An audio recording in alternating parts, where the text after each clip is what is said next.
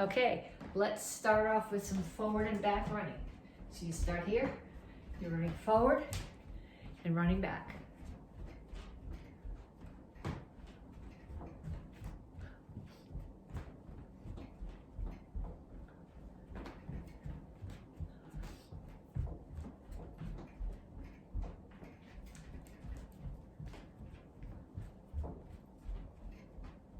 And then punches.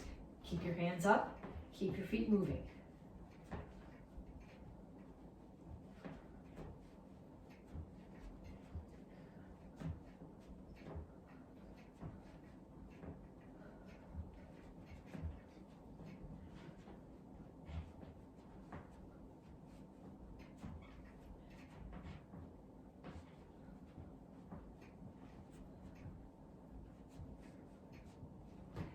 Next one is shuffle. Either side to side or front to back, depending on how your space is. Make sure that you keep your hands up. If you want to throw some punches while you're doing it, that's fine.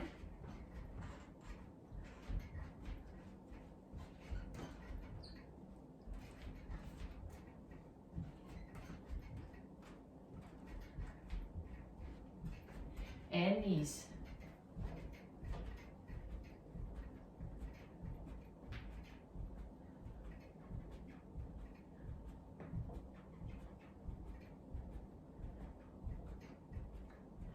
Other side.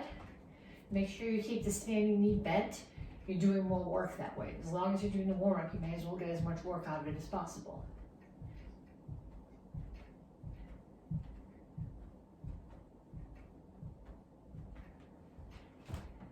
And ladder steps.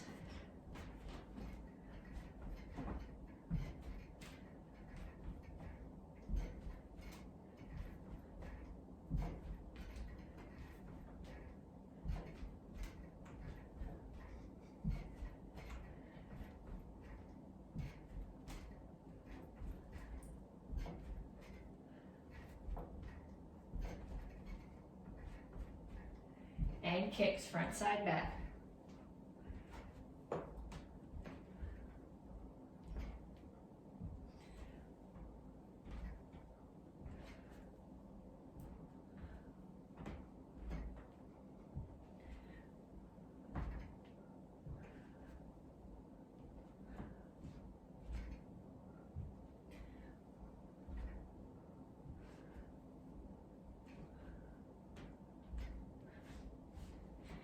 Okay, check your pulse.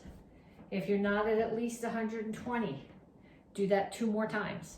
So run front and back, punches, shuffle, knees, ladder steps, kicks. Make sure you, at least twice, 3 times is better. Make sure your pulse is up to 120, and then come back to me to stretch. Okay, when you're ready to stretch, so I think I'm gonna angle this down a little bit so that you can see me if I'm on the floor instead of just seeing the empty ceiling. Reach up. And you're not just putting your arms up here, but you're pushing them towards the ceiling. And then reach for the floor.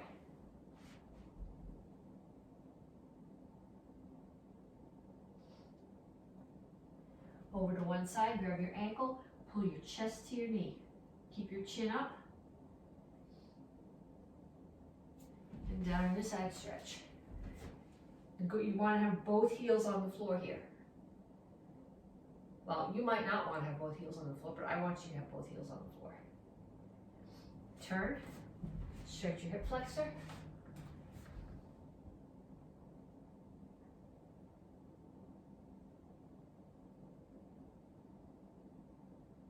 And then straighten out your legs. All your toes are facing in the same direction. Both knees are straight. Chin is up. Back is flat. Reach down over the front leg. Chest toward your knee. You should feel this primarily in the hamstring of the front leg. Come to the center. Toes straight forward. Push your knees out. Other side. Grab your ankle.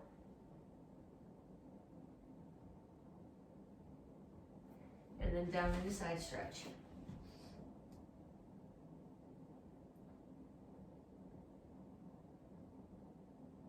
turn, stretch your hip flexor.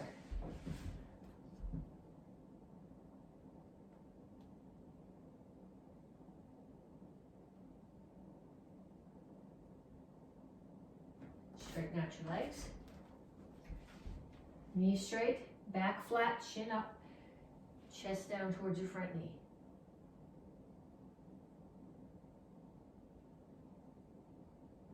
Have a seat. Put the bottoms of your feet together. Okay, if you can put the bottoms of your feet together and still keep your back flat here, not rounded like that, go ahead and put both hands on your knees. If when you let go, it rounds your back, take one elbow or one arm, tuck it there to force your back straight, and just use your hand to pulse one knee down.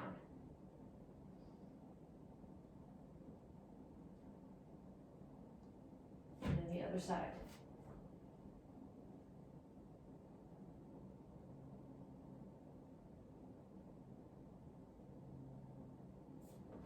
Okay, put one foot out, pull the other foot across. If you can pull this one in and still keep both butt cheeks on the floor, pull it in. If pulling this one in gets one hip up off the floor, keep it straight out. This knee is in, opposite elbow is on the outside of the knee, and you're pushing across.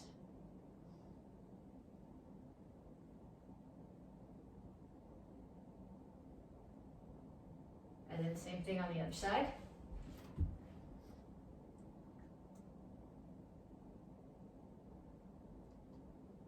And then come up to a wide squat. Heels on the floor. Put your elbows inside your knees, push your knees out, and rock back and forth.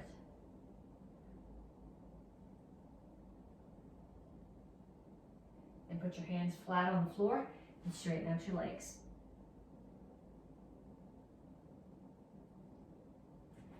Okay, I'm going to show you 3 exercises, walk you through them, explain what I want, and then you're going to do 2 times through 10 of each exercise. So the first one is inchworm push-ups. When you do inchworm push-ups, you start here, you put your hands down on the floor, you walk them out. Okay, you can either stay here on your toes or drop to your knees. In either case, your back is flat. So none of this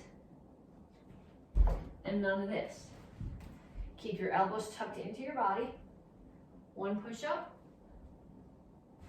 Work your hands all the way back.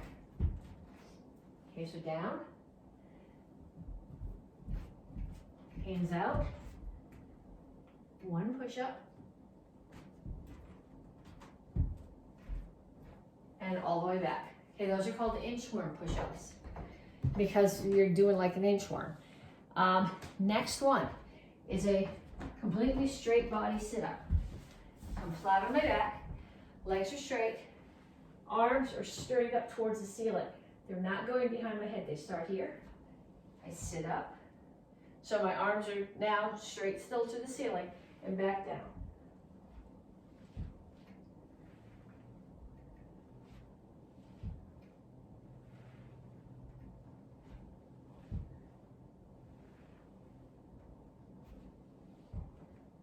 And then we've got one more. The last one is a squat and lunge. So when you do a squat, you want your feet, people will tell you shoulder width apart. My shoulders are only about that wide apart. That's way too narrow for me to squat. It's got more to do with how long your legs are and how flexible they are. So I got mine out about here. Toes need to be straight forward. And then when you squat down, you don't want to bring your butt back. You want your shoulders to stay over your hips. Okay, at the very least, you need to come here. If you can get all the way down, that's even better. When you do your lunge, you're going to step back, and you're going to step far enough back that you have a 90-degree angle here, so that your knee is over your ankle. You don't want to be here with your knee out past your ankle over your toes, because that's going to stress your knee. Okay, so you start here, you step out, squat, in, step back and lunge. Step out, squat, in, back, lunge. Squat, and this one side is 1, so squat, lunge, that's 1, squat, lunge. That's 2. Okay, so I want you to do inchworm push-ups, straight body sit-ups, and squat and lunge. 10 of each, 10 sets, and then come back to me and we're gonna work on the lesson for the week. Okay, side kicks. This is for the advanced karate kids, this is an action karate form 4, part of the kama set. It's an action karate form 8, part of the kama set. For Tang Soo Do, beginners, side kicks always part of your curriculum. Advanced class, it's in the action karate form 8, part of the kama set, which is the only part that you guys need to do. And it's also in Chilsung Samro. So to start, I want you to grab a chair. I know you know how to do side kick, but I want you to break the parts down. And having the chair means that you can worry about the pieces and not about the balance.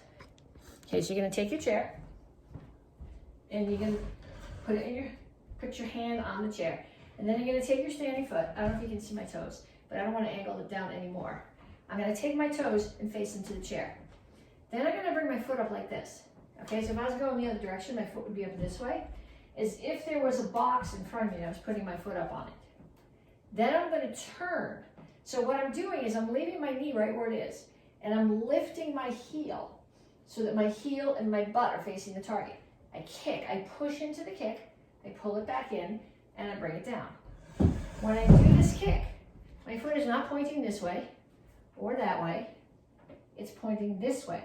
So my hips are facing that wall with a little bit of a downward slant, and my butt and my heel are facing the target. Okay, so we said kick's got 4 counts, 4 point, but a side kick really kind of has 5, because I'm going to chamber 1, turn 2, kick 3, rechamber 4, and down is 5. So 1, 2, 3, 4, 5.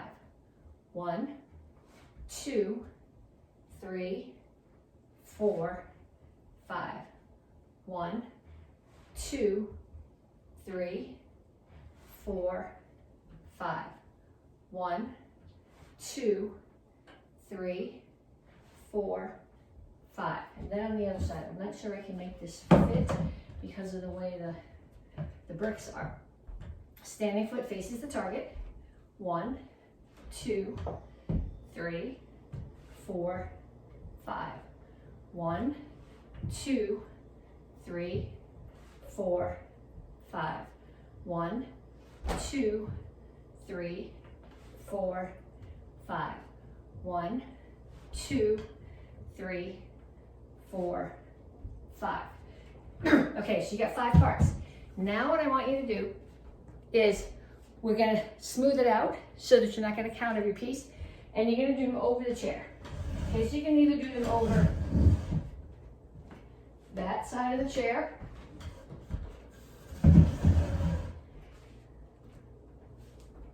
or over that side of the chair. Okay, if you got really high kicks and you want to put a small person, another piece of furniture, and kick over that, that's fine too. Okay, but I'm going to start here. 1, 2. Okay, once you've got something to kick over, don't lose your form. You still need to knee up, turn the foot so it's facing away from the target. My knee and my heel should be the same height, and my butt and my heel are facing the target. 3, 4, 5. And then on the other side, 1, 2, 3, 4, 5. Okay, then I want you to get a target. Okay, so for now, I'm just going to use one of the rungs on the back of my chair. And I'm just going to tag that with my heel. 1. And you're not tagging it with the whole bottom of your foot. Your toes should be dropped down and pulled in. So you're just tagging with your heel. 2, 3, 4, 5. And then on the other side. 1, 2,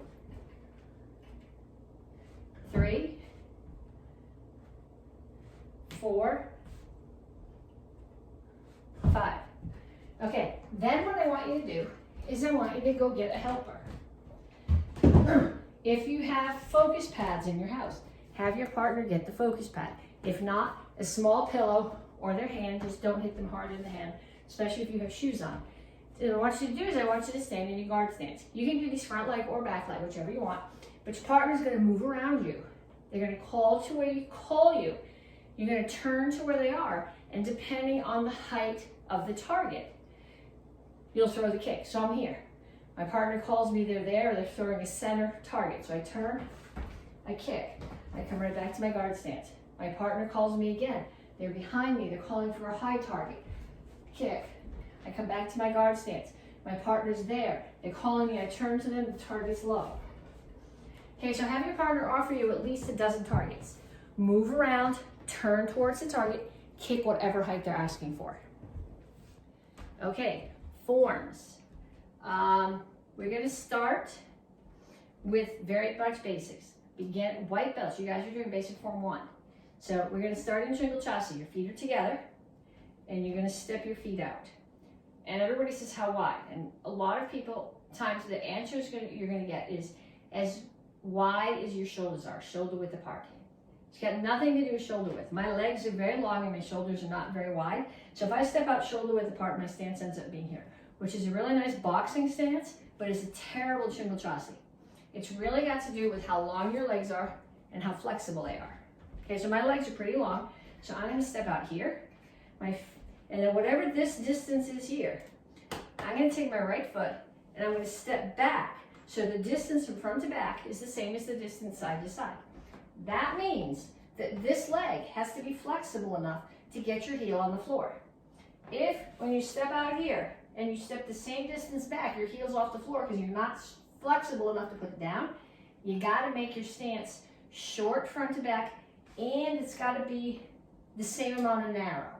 Okay, you can't have, the stance cannot be a rectangle, like this, or like this. It's got to be a square. Your feet have to be on opposite corners of a square. So I have boards here that are, so if I start with my feet here, I got to come back, and then I can look at this, and this distance is the same as that distance.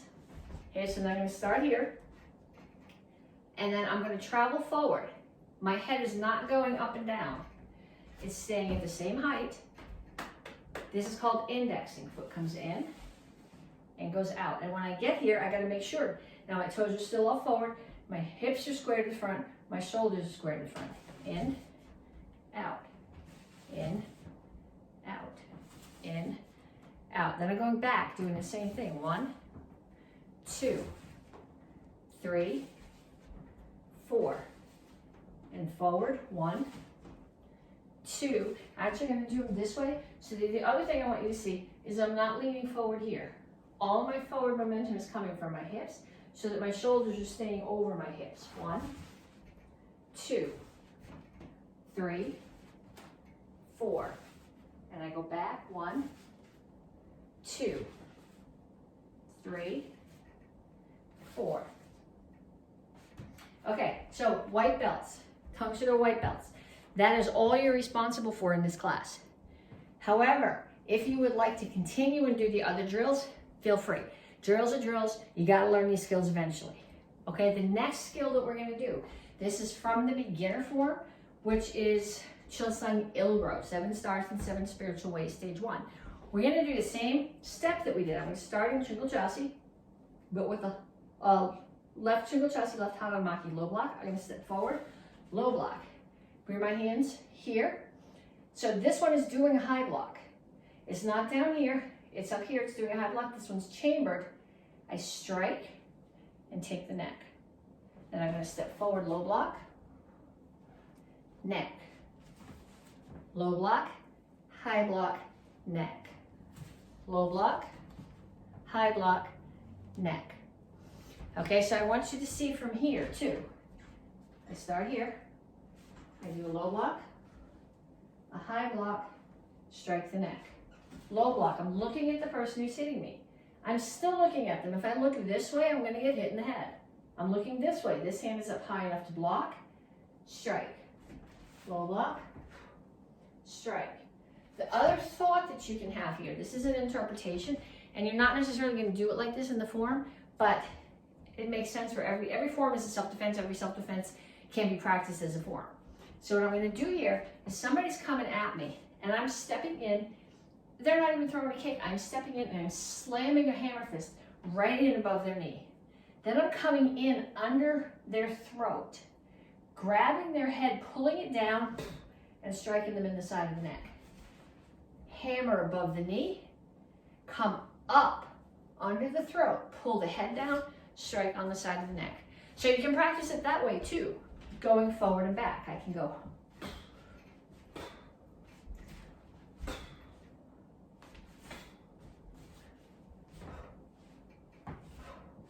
Okay, if you do it that way, when you do the form, you got to remember to put it back to stylized, which is the way the form is, but it makes sense if you understand why you're doing what you're doing. Okay, so that's from the beginner form.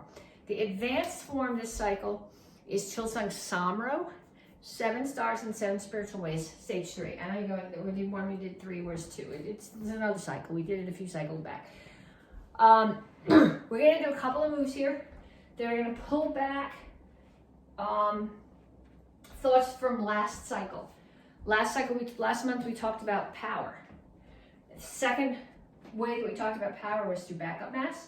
So now I'm going to use my power as backup mass. I'm going to generate power through backup mass. Somebody's coming, they're coming at me to throw a knee. I'm going to step into them and drop my weight and block the knee. Then as they're falling forward into me, I'm going to bring my weight up a little bit and drop my weight again and push up into their chin. So they're coming at me and I'm stopping them here, and then I'm catching them here and pushing them back. So I'm going to step in, drop my weight and just catch the knee. I'm not here. My back is still straight. I'm not coming way up now, but I am going to bring my weight up a little bit so I can settle again and strike.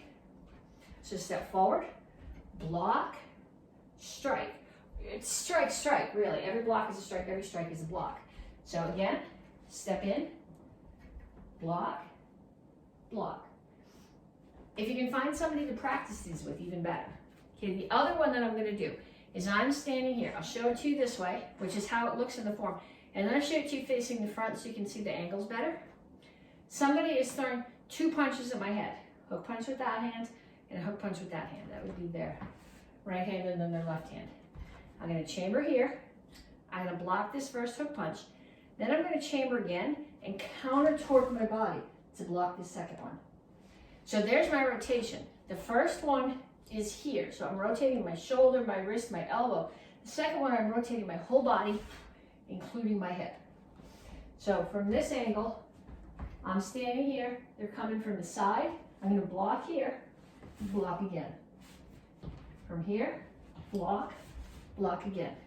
So the person who's attacking, if you practice this with an attacker, they're punching right and punching left.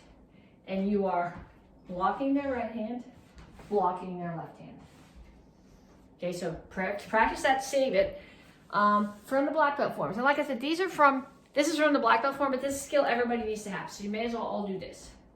I'm going to do pang blocks. When I do a pang block by definition chambers 180 degrees off of where it's going to strike. So I start off with my hands, their palms are facing together, they're straight across my body, they come straight across my body, and this one blocks. And then this one is chambered here.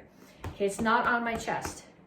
My wrist is over my solar plexus and it's off my chest. That's why if I get hit here, I'm not just adding a layer to what hits me, I'm blocking that too. So from this angle, it looks like this. I'm here. There's no circles. If you make circles, that's a Chilsung block. That's not what we're doing. We're doing pang block. So it starts here, comes in tight to my body, shoots back. I'm not looking at that. That would be like doing a punch this way. Okay, I'm not looking at the chamber. If somebody's standing back there, they're going to get smacked. Okay, so I'm here, comes in tight to my body, shoots straight back, and comes forward and blocks. Tight to my body, straight back, forward and block. So if you're watching me, I could be standing against a wall here. As long as there's room for my hands between my body and the wall, I can do this. Okay, there's no big circle. Like if I stand against the wall here, you're not going to be able to see me. Although, I guess if I stand here, I don't have enough room to do both hands. But if I stand here against the door, I can chamber and block, and chamber and block, and chamber and block. And that's what I want you to practice. I want all of this to go away. The circles are in Chilsungs. They're in Rohai. They are not in Pings. So I want you to practice that because they're not in Rohai either. And then the last drill that I want to do is from Seishan, which is the 2nd and 3rd degree black belt form. And this is a form is about stance transitions. It's about rotating through the stance transition using your rotation and your backup mass to get power, which is what we did last month, remember? Okay, so I'm going to start here. I'm going to step. So I'm in Soko Chasi. So if I take my Soko Chasi and I turn, so actually what we're going to do first, we're going to start here. Just basically like we did with the white belt form. You're going to start here, you're going to step out, and then you're going to step back. So I'm in Shingle Chasi. My feet are on opposite corners of a square, so my stance is as wide as it is long. Shoulders are square, hips are square. Okay, now I'm going to pick up the toes on both feet and rotate my heels. So now my chest is facing that corner and my toes are out at 45. That was not very 45-ish, but then I'm going to take this heel and push myself back to Shingle Chasi. Come back to Soko Rip, Shingle Chasi. I guess you really don't have to rotate this one very much for some. If I keep them started with them both forward and I rotate this one, once I've turned, that one is still facing the front of the room, but compared to where I am, now it's out at 45. So I want you to start here. You're going to go Shingle Chasi, Soko Rip Chasi. So 1, 2, 3, 4, 5. And then we're going to do the same thing on the other side. 1, 2, 3, 4, 5. Okay, and then for this next thing, I want you to either videotape yourself doing it so you can see your feet, or do it in front of a mirror. Because what tends to happen when we do this is what I want you to do is I want you to start here. I want you to index in, come out to Soko Rip Chasi, then rotate your back heel and come to Shingle Chasi. See how my Shingle Chasi is nice and wide and square. What tends to happen when people do this is they do the first one and they step in and they step too much forward and not enough out. So when you turn your back foot, now you're in a bow stance instead of Shingle Chasi. Bow stance does not exist in Tang Soo Do. This foot has to be further out. So you need to start here, index in, step out. Make sure that your stance is going diagonally. So when you rotate, you're in Shingle Chasi. In, out to Soko Rip, turn to Shingle Chasi. In, out to Soko Rip. My toes are 45 here. My chest is facing the corner rather than the front of the room. Rotate on the back heel, I'm in Shingle Chasi. Now you can do it going backwards too. Step in, step back, I'm in Soko Rip Chasi, back heel rotates, Shingle Chasi. In, Soko Rip Chasi, back heel rotates, Shingle Chasi. In, out, straighten. Okay, so I want you guys to all practice that. Regardless of what level you're at, those are skills that you all need to have. If there's somebody in your house that you can practice with, particularly the hammer, strike the neck, and the blocks. I want you to practice that with somebody attacking you.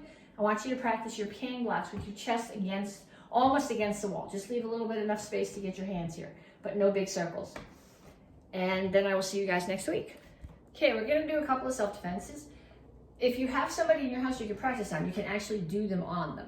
The rest of us are doing them in the air, but the fact that you can't be doing them to each other in class doesn't mean you don't need to know them. And just like every form is a stylized way to practice self-defenses, you can take your self-defenses and do them, put them into by the count and practice them as if they were forms. So the first one we're going to start with, we're going to add a front kick to it. So we're going to break down the front kick to start. So when you do a front kick, you start in your guard stance. I'll show it to you from 2 different angles.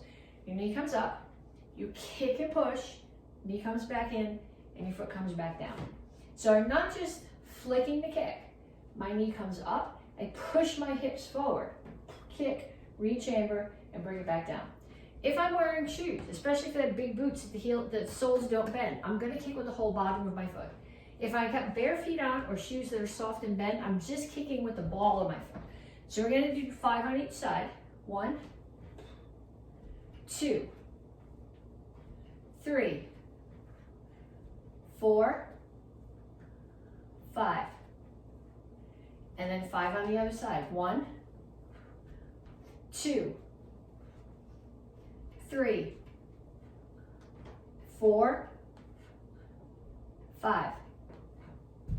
Okay, if you need a few more of those, do them. If there's somebody in your house, go grab them, ask them to hold a target for you, have them move the target up and down, closer or further from you, and hit it that way. Then we're gonna put it into a self-defense. The self-defense, this is a white belt self-defense. The white belt self-defense is really meant for someone who's being a nudge, not necessarily someone who's threatening your life. Okay, someone who grabs your hand and they're shaking and they're being a jerk and look how much stronger I am than you and I'm gonna crush your fingers. You don't need to let somebody do that. They grab your hand, you're gonna step back and pull. Okay, if they let go, self-defense is over right there. Chances are they will. If they don't, take your fingers, make a peace sign, put it over their wrist. I'm showing you on my wrist because there's not somebody else with a wrist over here. But I'm gonna put my peace sign over their wrist and I'm gonna take my thumb and I'm gonna put it against their thumb and squeeze. So first thing I do is I pull back, try to get them to let go. Make the peace sign, put my fingers here, put my thumb against their thumb, peel and turn so that you're turning their hand this way as you peel. And then when they let go, front kick. Okay, so we start here. Somebody grabs my hand.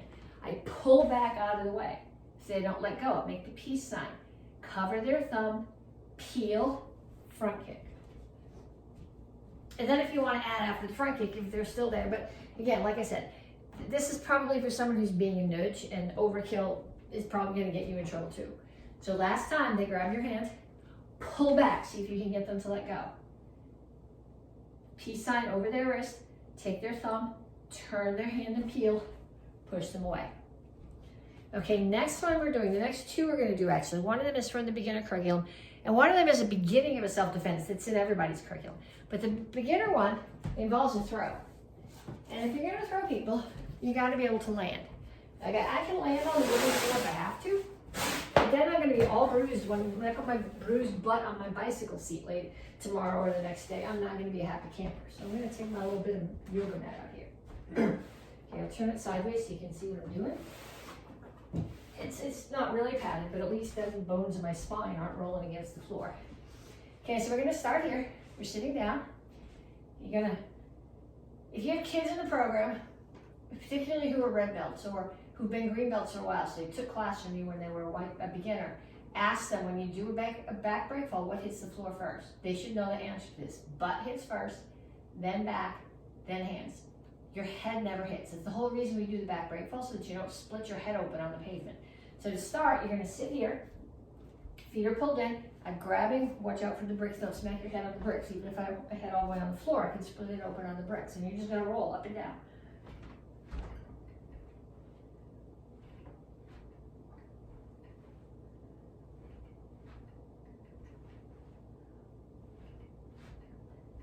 Okay, then I'm going to move over here. We do not want to hit the bricks would hurt. Okay, we're going to do the same thing, but we're going to slap out. And when you slap out, you don't want your hands up here. You want them down here, lower than your shoulders. So actually what you really want to do is you want to lay on the floor, okay, with your legs crossed, and put your hands on the floor here. Okay, not here, absolutely not here. That's going to hurt your shoulders. For most of us, this will hurt your shoulders. You want your hands down here. So I'm going to start here. I'm going to bring my hands here, they're crossed in front of me. If they're going to end up palms down, they need to start rotation, remember rotation, palms in towards me. So my butt hits first, then my back, and my hands hit last. And they come back up.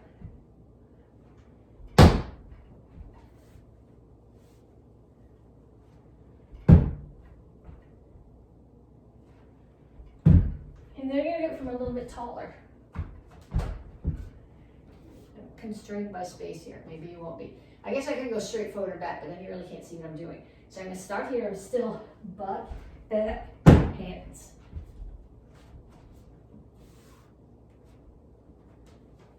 butt, back, hands. Okay, then the next one I'm going to turn it frontwards because I don't really want to hit the bricks. You're going to do it now from your feet. Okay, if you're going, I'm not ready for feet yet, that's okay. Go back, do some more sitting, do some more from the squat. When I do feet, I'm not just going timber.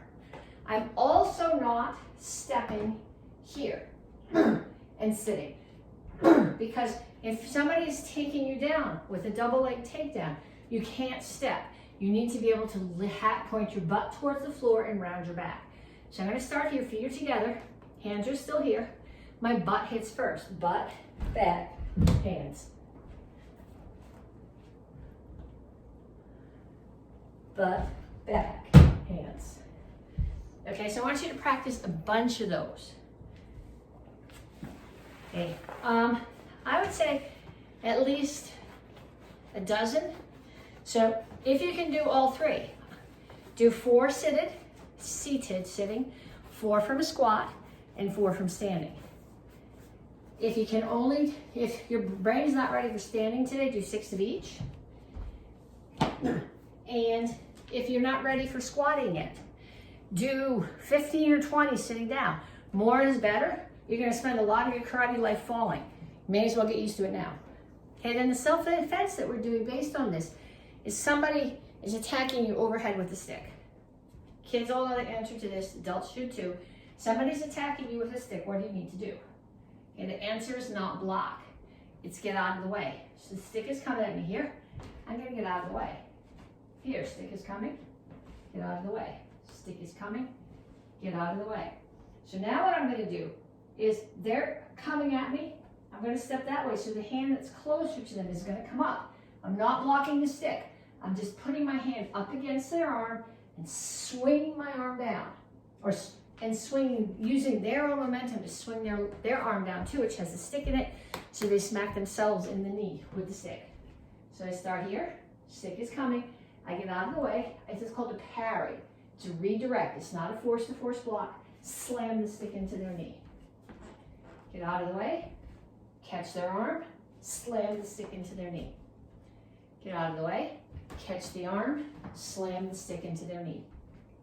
Okay, practice that with somebody. We're not going to get to the falling down part today, but you need to practice falling down because eventually when you're doing this back and forth with somebody, one of you is going to be falling down. And then the last one we're going to practice, it's the beginning of a lot of self-defenses. It's the same concept as we just did with get out of the way to stick, but someone is throwing a punch at your head. And if you just do this, blocking is nice, but you're going to assume that the person who is hitting you is bigger and stronger than you, and if you just do this, you're still going to get hit in the head. So if the punch is coming straight at you, you're going to get out of the way. So get your partner, have them throw a punch at you, get out of the way. You can do all this now and then save it and get your partner for all 3 self-defenses together, that's fine. But you're going to get out of the way. So if they're punching me with their right hand, it's coming on this side, and that's what we're going to do to start because most of us are right-handed. I'm going to move my left foot, so I'm going to get out of the way. So I'm here, they're punching, I get out of the way. I get out of the way, I get out of the way.